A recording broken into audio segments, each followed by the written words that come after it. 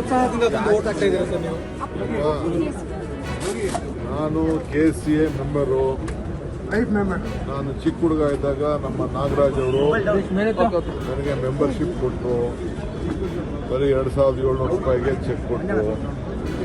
ಅವ್ರ ಮಗ ನಾನಿಬ್ಬರು ಜೊತೆಲಿ ಓದ್ತಿದ್ರು.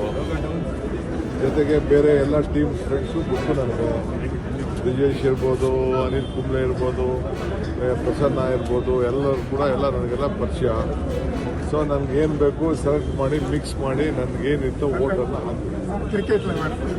ನಾನು ಕ್ರಿಕೆಟ್ ಲವರ್.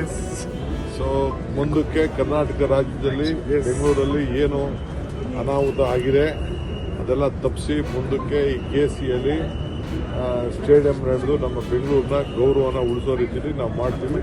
ಬಟ್ ವಿತ್ ಸರಿಯಾದ ರೀತಿಯಲ್ಲಿ ಕಾನೂನು ಚೌಕಟ್ಟಿನಲ್ಲಿ ಕ್ರೌಡ್ ಮ್ಯಾನೇಜ್ಮೆಂಟ್ನ ಸ್ವಲ್ಪ ಗಮನದಲ್ಲಿಟ್ಕೊಂಡು ಇನ್ನು ಮುಂದಕ್ಕೆ ಈ ಸ್ಟೇಡಿಯಂನ ನಾವು ಬಳಸ್ತೀವಿ. ಇದ್ರ ಜೊತೆಗೆ ಆಲ್ಟರ್ನೇಟಿವ್ ಸ್ಟೇಡಿಯಂ ಕೂಡ ದೊಡ್ಡ ಸ್ಟೇಡಿಯಂನ ಮಾಡ್ತೀವಿ.